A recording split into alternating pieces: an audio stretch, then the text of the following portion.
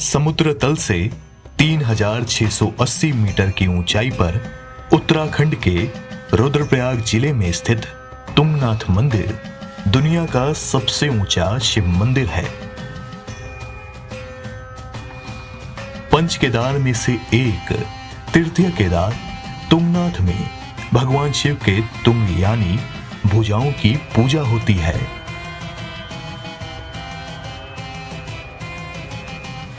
तुंगनाथ मंदिर के लिए हमारी यात्रा देहरादून से शुरू हुई। मध्य हिमालयी पर्वत श्रृंखलाओं के बीच से गुजरते हुए 243 किलोमीटर लंबी इस यात्रा में कई खूबसूरत पड़ाव मिलेंगे। देहरादून से ऋषिकेश और फिर अलकनंदा और भागीरथी नदियों का संगम देवप्रयाग।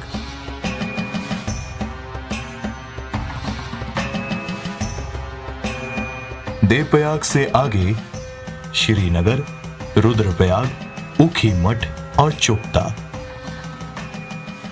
तुंगनाथ मंदिर की पैदल यात्रा चोपता से शुरू होती है।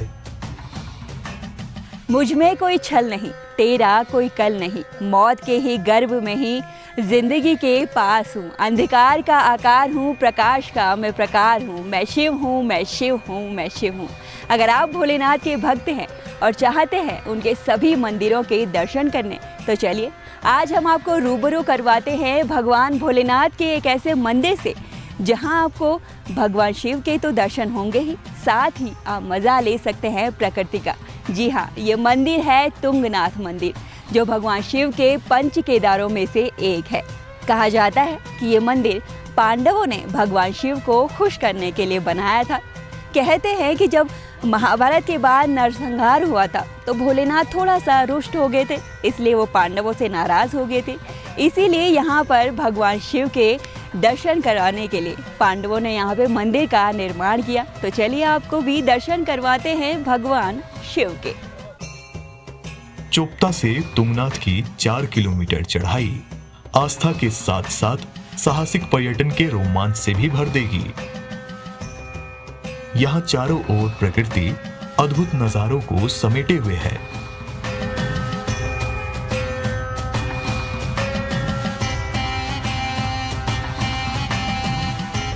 जंगलों के बीच से गुजरते हुए मानो ऐसा प्रतीत होता है कि आप स्वर्ग की सीढ़ियां चढ़ रहे हैं। ये यात्रा है स्वयं को शिव से मिलाने की, ये यात्रा है खुद को खुद से मिलाने की, ये यात्रा है भगवान शिव के सबसे ऊंचे मंदिर तुंगनाथ की। 4 किलोमीटर के इस ट्रैक में आप यकीन मानिए, आप जहां भी नज़र दौड़ाएंगे यहाँ के प्राकृतिक नज़ारे आपकी आंखों से होते हुए आपके अंतर मन तक सुकून पहुंचाएंगे। नवंबर दिसंबर के बाद जब यहाँ पर बर्फबारी होती है ना, तो मानो ऐसा लगता है कि जन्नत की सैर कर रहे हैं। तो चलिए हर हर महादेव करते हुए अपनी यात्रा को आगे बढ़ाते हैं। यहाँ डंडियों के मदद से श्रद्धालु अपने इष्ट देव के दर्शन के लिए आगे बढ़ते हैं।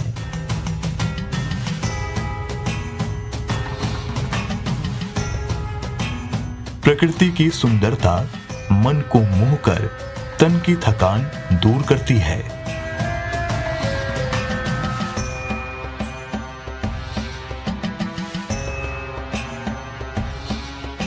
यदि पैदल चलने में कष्ट है तो खच्चरों की सुविधा भी ली जा सकती है।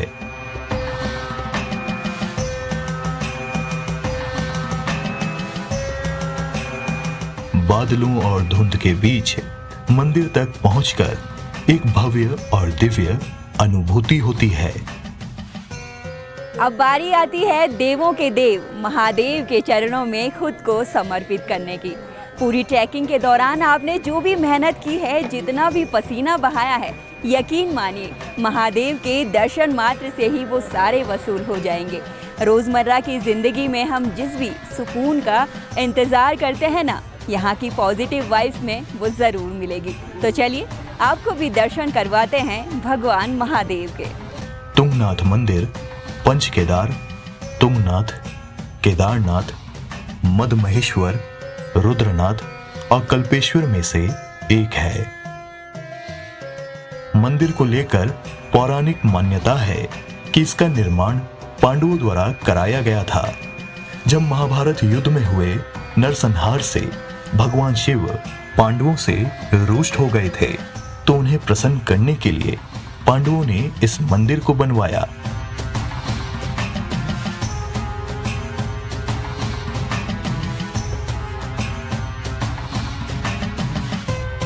विश्व के सबसे ऊंचे शिव मंदिरों में से एक भगवान तुंगनाथ मंदिर। पौराणिक मान्यता के अनुसार महाभारत युद्ध के बाद पांडवों को अपने भाइयों की हत्या का पश्चाताप हो रहा था। वो चाहते थे कि किसी तरह हमारे दोष मुक्त हो जाए, तो वो महर्षि व्यास के पास गए और पूछा कि इसका क्या समाधान हो सकता है। महर्षि व्यास ने कहा कि आप भोलेनाथ को मनाओ, वो सबकी रक्षा करते हैं, शायद तुम्हारा भी कल्याण कर ले।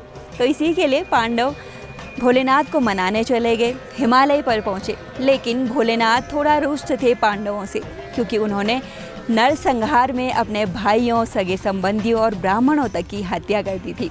तो इसीलिए वो भैंसों की झुंड में जाकर छुप गए। लेकिन पांडव भी थोड़ा सा चालाक थे, उन्होंने भोलेनाथ को पहचान लिया। भोलेनाथ ने खुश होकर अपने शरीर के 5 अंगों में विभाजित कर दिया, जो पंच केदार के नाम से प्रसिद्ध हुए। उन्हीं में से एक है तृतीय केदार, जिसे तुंगनाथ कहा जाता है। और यहाँ पर भगवान के हृदय और भुजाओं के रूप में उनकी पूजा की जाती है। मंदिर प्रांगण में ढोल दमाऊ की गूंज के बीच भक्ति की एक अनूठी छटा देखने को मिलती है।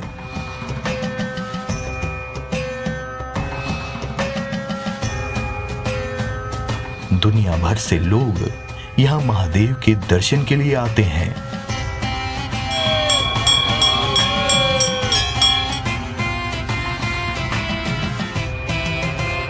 पर्वतीय शैली में पत्थरों से बने इस मंदिर में कई छोटे छोटे मंदिर समूह भी विद्यमान है। इनमें श्री गणेश, महानंदा पार्वती, भैरवनाथ, शिव की सवारी, नंदी की मूर्तियां स्थापित है।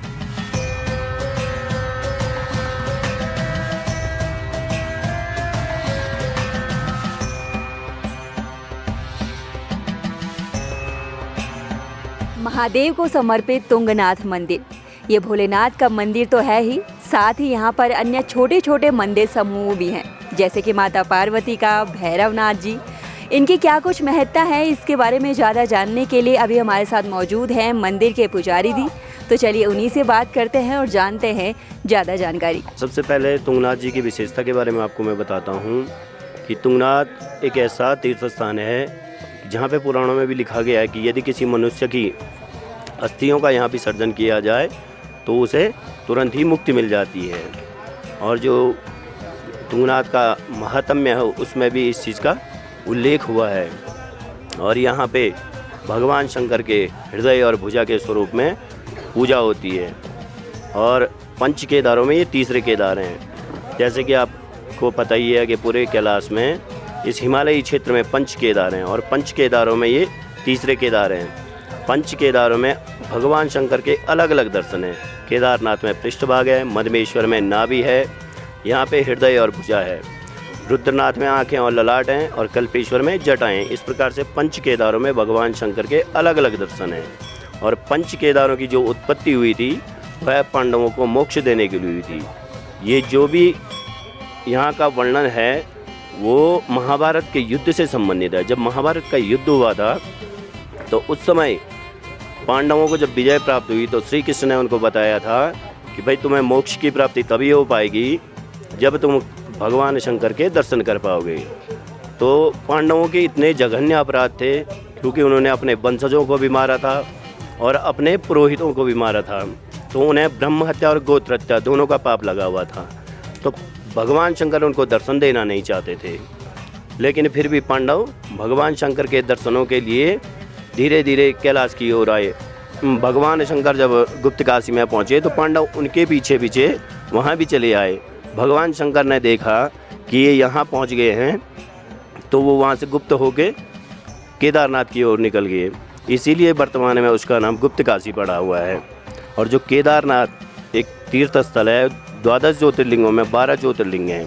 केदारनाथ एक ज्योतिर्लिंग 12वें ज्योतिर्लिंग के रूप में विराजमान है। वहाँ पे भगवान शंकर ने भैंस का रूप धारण किया और पांडवों को बहुत सारी भैंसों के रूप में जब वहाँ पे एक झुंड दिखाई दिया तो वो समझ गए कि इन्हीं में भगवान का कोई रूप है। और जब वो उसको पहचान नहीं पाए तो भीम ने बताया कि भाई मैं अपनी टांगें फैलाता हूँ, आप इनको मेरी टांगों के नीचे से भेजिए, जो भगवान का रूप होगा वो मेरी टांगों के नीचे से नहीं जाएगा। अंततः जब एक भैंस बच जाती है तो पांडव समझ जाते हैं कि यही भगवान का स्वरूप है। और भगवान जैसे ही वहाँ समझ गए कि इन्होंने मेरे को पहचान लिया तो वो दलदल में धंसने लग गए। केदार का संस्कृत में मीनिंग होता है दलदल, जहाँ दलदली भूमि होती है उसे केदार कहा जाता है। तो भगवान वहाँ पे धंसने लगे, तब तक पांडवों ने पीछे से उनका स्पर्श किया और तब जाके उनको आकाशवाणी हुई कि इस हिमालयी क्षेत्र में मेरे 5 भाग उत्पन्न हो चुके हैं, तुम उनको ढूंढ खोज करके उनकी पूजा प्रतिष्ठा करो और तुम्हें मोक्ष की प्राप्ति हो जाएगी। आप मेरे पीछे देख रहे हैं ये जो मंदिरों का समूह दिखाई दे रहा है, ये हमें यहाँ पे हमारे पूर्वजों द्वारा बताया गया कि ये पंच केदार का समूह है। कोई इसे पंच पांडवों का समूह भी कहता है और कोई पंच केदार, लेकिन हम विशेषतया उसको पंच पांडवों के रूप में ही पूजा करते हैं। और यहाँ पे पंच पांडवों के बगल पे जो मंदिर आपको दिखाई देगा वो भैरवनाथ जी का है। भैरवनाथ जी भगवान शिव के अग्रणी वीर हैं। सर्वप्रथम भैरवनाथ जी को स्थान दिया गया। भैरवनाथ जी की पूजा के बाद माँ पार्वती का पूजन होता है और माँ पार्वती के बाद गणेश जी का पूजन के बाद भगवान शिव का जलाभिषेक होता है। यही यहाँ की मंदिर समूह की विशेषता है। शिव भक्तों को चढ़ाई के दौरान हुआ कष्ट भगवान शिव के दर्शन मात्र से दूर हो जाता है। यहाँ के अनुभव श्रद्धालुओं के शब्दों की सीमा से परे है। इस अद्भुत शांति को अभिव्यक्त कर पाना उनके लिए आसान नहीं है। देवों के देव महादेव, जिनके अनेकों नाम हैं, अनेकों रूप, उनके दर्शनों के लिए देश ही नहीं विदेशों से भी कई श्रद्धालु यहाँ पर आते हैं। तो अभी हमारे साथ कुछ श्रद्धालु मौजूद हैं, आइए उनसे जानते हैं कहाँ से आए हैं और यहाँ पे आके कितना सुकून महसूस कर रहे हैं। जी, मैं तो लखनऊ से आया हूँ। मेरा तो सपना था केदारनाथ और तुंगनाथ के दर्शन प्राप्त करने का, जो कि भगवान की कृपा से आज पूरा हो गया है। दर्शन के साथ साथ जो प्राकृतिक सौंदर्यता है और जो नज़ारे हैं वो तो मन को मोह लेने वाले हैं। जी आप बताएं। यहाँ आके तो आत्मा तृप्त हो गई मानो। रास्ते में बहुत सारे कष्ट थे, लेकिन जैसे ही बाबा के दरबार में पहुँचे मानो सारे कष्ट अपने आप गायब हो गए। समझ नहीं आ रहा, पहले तो पूरे शरीर में दर्द, लेकिन अब पूरे शरीर के दर्द गायब, आत्मा तृप्त हो गई। हर हर महादेव, जय जय शिव शंभू।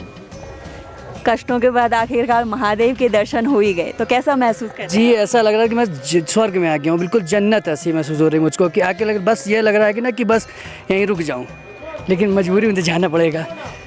कैसा लग रहा है महादेव के चरणों में? चरणों में आकर तो बहुत मज़ा आ रहा है, स्वर्ग जैसी फीलिंग आ रही है। जितना भी कष्ट हुआ नीचे से ऊपर तक आने में, उसमें से यहाँ पे आने के बाद सारे कष्ट दूर हो गए।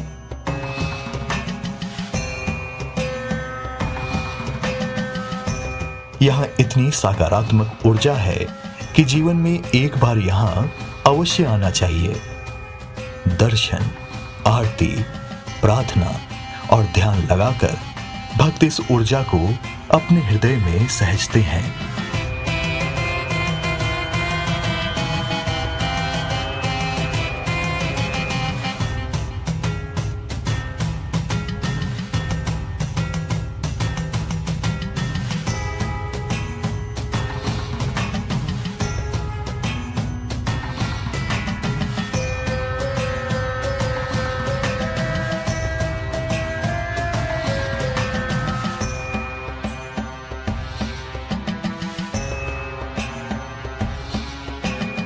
पहले आने में तो बहुत दिक्कत हुई, बहुत कठिनाई से ऊपर आए, पर ऊपर आने के बाद बहुत स्वर्ग जैसा लग रहा है और बहुत ही सुकून मिल रहा है। बहुत खुशी हुई ऊपर आने के बाद। मुझे बहुत अच्छा लग रहा है यहाँ पे, क्योंकि मेरी तबीयत ख़राब है, लेकिन यहाँ पे आने के बाद मेरी तबीयत एकदम नॉर्मल हो गई। मुझे कोई दर्द नहीं, कोई तकलीफ़ नहीं, यहाँ पे बहुत आनंद आ रहा है। मौसम काफ़ी सुहावना था, रास्ते में बादल, हम ऊपर और बादल नीचे थे।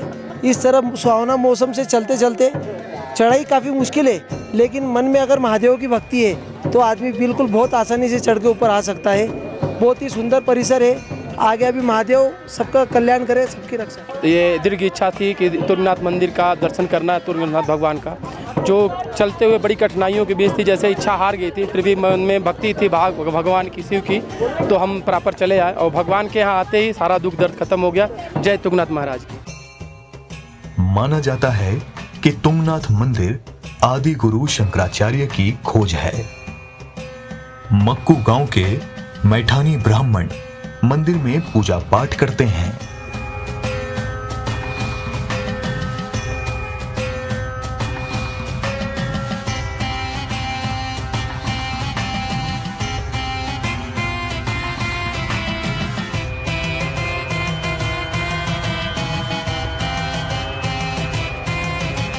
दर्शन के लिए भगवान तुंगनाथ के कपाट अप्रैल या मई महीने में वैदिक विधि विधान से तारीख की गणना कर खोले जाते हैं। 6 महीने बाद नवंबर के आसपास कपाट बंद कर दिए जाते हैं। भगवान तुंगनाथ का शीतकालीन गद्दी स्थल मक्कू मठ गांव का मार्कंडेय मंदिर है।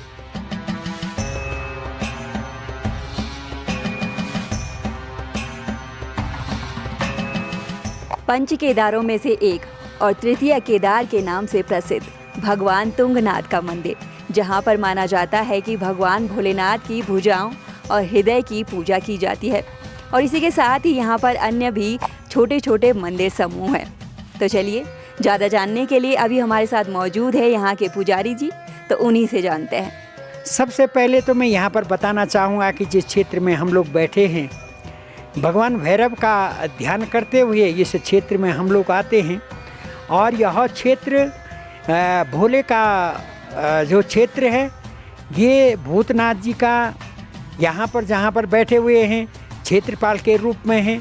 और भगवान तुंगनाथ के जो पूर्ण रूप से भगवान भोले का जो हृदय और भुजा की पूजा होती है, पंच केदारों में तृतीय केदार जी हैं।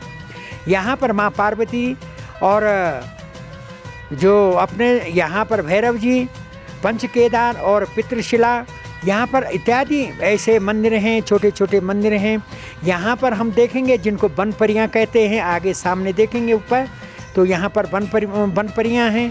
तो इसलिए यहाँ पर जो ये क्षेत्र है, ये क्षेत्र एक ऐसा क्षेत्र है जहाँ पर भोले हमेशा जो है लोक कल्याण के लिए 6 महीने के लिए जो यहाँ पर पट खुलते हैं। और 6 महीने जो है यहाँ के उत्सव डोली, जो भूतनाथ जी के उत्सव डोली के साथ मूर्ति के साथ जो है यहाँ मक्कू मठ में जाती है। ये यहाँ का जो इस विधान है, ये पट खुलते हैं। यहाँ पर पूरा जो बनता है, दिन पट्टा होता है और उसका जो है दिन लगता है खुलने का भी और बंद करने का भी। यहाँ सुबह 7 बजे 7:30 बजे हमारे यहाँ पर अभिषेक होता है।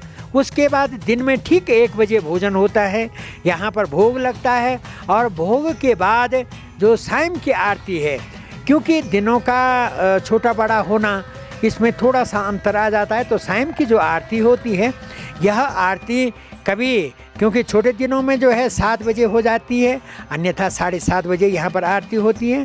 पूरा विधि विधान के साथ इस क्षेत्र में भगवान की आरती हम सब लोग मैठानी लोग जो हैं अपने यहाँ पर पूजा अर्चना के लिए विद्यमान रहते हैं 6 महीने। और 6 महीने की पूजा भगवान भोले की तुंगनाथ में यहाँ पर मक्कू गाँव में होती है। महादेव के दर्शनों के बाद चलिए आपको लेकर चलते हैं यहाँ से 1 किलोमीटर की दूरी पर स्थित चंद्रशिला में। कहा जाता है कि रावण की हत्या के बाद भगवान श्री राम को ब्रह्म हत्या लग गई थी, जिसके बाद उन्होंने यहाँ पर आकर तपस्या की थी। तो चलिए आपको भी लेकर चलते हैं। वहाँ का नज़ारा और वहाँ की प्राकृतिक सुंदरता इतनी सुंदर है कि आपका मन मोह लेगी। यहाँ आने वाले पर्यटक मंदिर प्रांगण से 1 किलोमीटर ऊपर चंद्रशिला चोटी जरूर जाते हैं।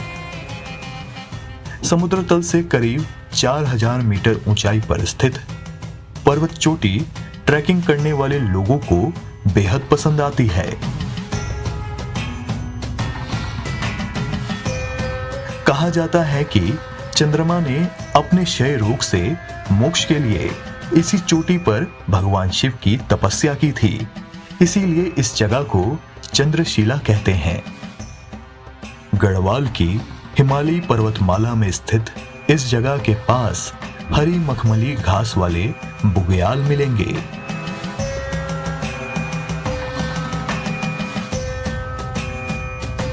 भेड़ बकरियों का झुंड लिए चरवाहे इन बुग्यालों की तरफ तो आते ही हैं, पर्यटकों को भी भीड़ भाड़ से दूर ये जगह बेहद पसंद आती है।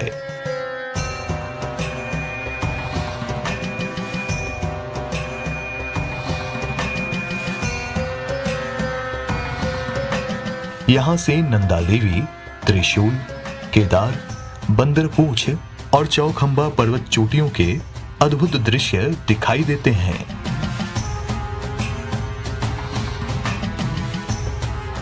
चंद्रशिला ट्रैक पर्यटकों में बेहद लोकप्रिय है।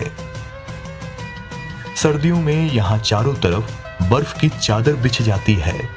तापमान 0 से भी नीचे चले जाने की वजह से इस दौरान आवाजाही बंद कर दी जाती है।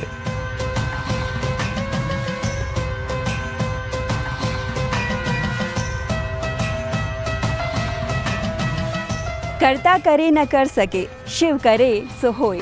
3 लोक नो खंड में शिव से बड़ा न कोई। देवभूमि उत्तराखंड, जहां माना जाता है कि कंकड़ कंकड़ में शंकर विद्यमान है, जहां गढ़वाल से लेकर कुमाऊं मंडल तक अनेक शिव मंदिर है, जहां पर लाखों भक्त हर साल दर्शनों के लिए आते हैं। भगवान शिव, जिन्हें कैलाशपति कहते हैं, जिनका निवास माना जाता है हिमालय में, पहाड़ से भगवान शिव का एक अलग ही नाता रहा है। तभी तो भगवान तुंगनाथ में भगवान शिव के साक्षात दर्शन माने जाते हैं। उम्मीद करते हैं आज का ये कार्यक्रम आपको पसंद आया होगा। तब तक मुझे यानी संध्या सेमवाल और दूरदर्शन उत्तराखंड की पूरी टीम को दीजिए इजाज़त। जय शंकर।